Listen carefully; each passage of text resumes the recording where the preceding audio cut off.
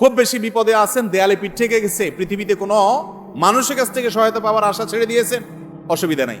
এই তিনটা আমলকে আপনি নিজের জন্য বাধ্যতামূলক করেন, ইনশাআল্লাহ তাআলা হেফাজত করবেন। জীবনে বহুবার আমি আমলটা করে দেখেছি। কঠিন কঠিন বিপদে আল্লাহ তাআলা কিভাবে উদ্ধার করেছেন আমি নিজে অবাক হয়ে গেছি, সারপ্রাইজড হয়ে গেছি। নবী করিম সাল্লাল্লাহু আলাইহি সাল্লাম বলেছেন, তার যে কোনো বিপদ থেকে বের হওয়ার জন্য আল্লাহ তাআলা নিজে পথ দেখায় দেন। এমন ভাবে পথ দেখাবেন সে কল্পনাও করবে না।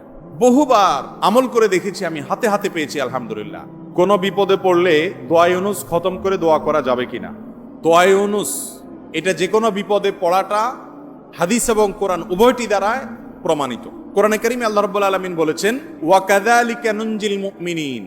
ইউনুস আলাইহিস সালাম বিপদে পড়ার পর তিনি যে দোয়া করেছেন, লা ইলাহা ইল্লা আনতা সুবহানাক ইন্নী কুনতু মিনাজ জালিমিন, এই বাক্যগুলো পড়ার পর এগুলো বলে বলে আল্লাহর কাছে তিনি দোয়া করেছেন, আল্লাহ তাআলা তার বিপদ উদ্ধার করেছেন। বিপদে পড়ার পর তিনি যেরকম উদ্ধার হয়েছেন এগুলো পড়ে আল্লাহ তাআলা কোরআনে এই দোয়ার উল্লেখ করে, এই বাক্যগুলোর উল্লেখ করে এরপরে বলেছেন, ওয়া কাযালিকা নুনজিল মুমিনিন, একইভাবে তাকে যেরকম এই বাক্যগুলো, এই জিকিরগুলোর মাধ্যমে আমি রক্ষা করেছি, হেফাজত করেছি ওই বিপদ থেকে, মাছের পেট থেকে, একইভাবে আমি মুমিনদেরকেও রক্ষা করব। নবী করিম সাল্লাল্লাহু আলাইহি সাল্লাম বলেছেন যে ইউনুস ইবনে মাত্তা তিনি যে এই বাক্যগুলো দিয়ে আল্লাহর কাছে বিপদ থেকে উদ্ধারের পথ খুঁজে পেয়েছেন, সেগুলো তোমরা পড়বে তোমাদের বিপদে আপদে। এজন্য বিপদ আপদ, বিশেষ করে কঠিন বিপদে আপনি যদি পড়ে যান তাহলে মুক্তি লাভের জন্য দোয়া ইউনুস বেশি বেশি পড়বেন। এর পাশাপাশি আরো দুটি আমলের কথা বলতে পারে, যেটা আমার জীবনে বহুবার আমল করে দেখেছি আমি, হাতে হাতে পেয়েছি আলহামদুলিল্লাহ। এক নম্বর হলো দোয়া ইউনুস, আরেকটা হলো ইস্তেগফার। এটাও হাদিসে আসছে, নবী করিম সাল্লাল্লাহু আলাইহি সাল্লাম বলেছেন, মান লাজিমাল ইস্তেগফার, যে ব্যক্তি ইস্তেগফারকে লাজিম বানায় নেয়। লাজিম বানায় নেয় মানে কি? মানে পড়তেই থাকে, থামে না। টয়লেটে গেছে তখন শুধু বন্ধ, খাচ্ছে তখন শুধু বন্ধ, ঘুমাচ্ছে তখন শুধু বন্ধ, আর সারাক্ষণ পড়তেই থাকে ইস্তেগফার। আস্তাগফিরুল্লাহ ওয়া আতুবু ইলাইহি, সাইয়্যিদুল ইস্তেগফার বা যে কোনো ইস্তেগফার, সবচেয়ে ছোট ইস্তেগফার আস্তাগফিরুল্লাহ আস্তাগফিরুল্লাহ, এটা যে পড়তেই থাকে, নবী করিম সাল্লাল্লাহু আলাইহি সাল্লাম বলেছেন, তার যে কোনো বিপদ থেকে বের হওয়ার জন্য আল্লাহ তাআলা নিজে পথ দেখায় দেন। এমন ভাবে পথ দেখাবেন সে কল্পনাও করবে না।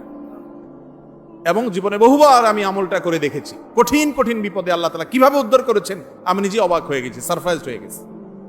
নাম্বার 3, দুরুদ।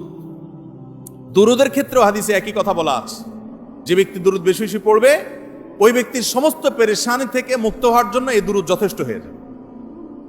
তাহলে 3টা আমলের কথা বললাম, দোয়া ইউনুস, লা ইলাহা ইল্লা আনতা সুবহানাকা ইন্নী কুনতু মিনাজ জালিমিন, আরেকটা হলো ইস্তেগফার বেশি বেশি, আরেকটা হলো দুরুদ।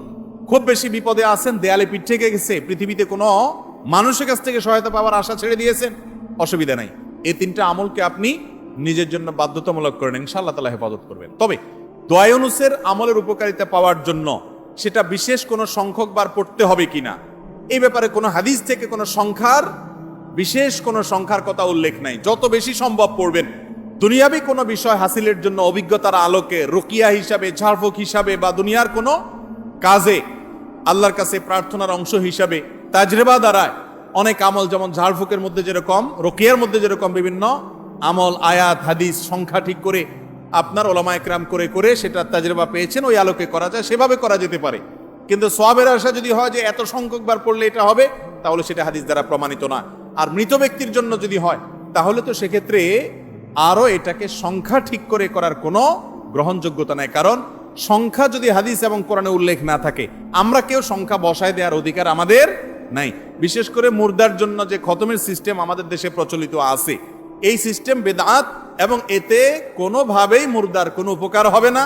যেই বেচারা পড়াবে তার আমসালা দুইটাই যাবে। কয়দিন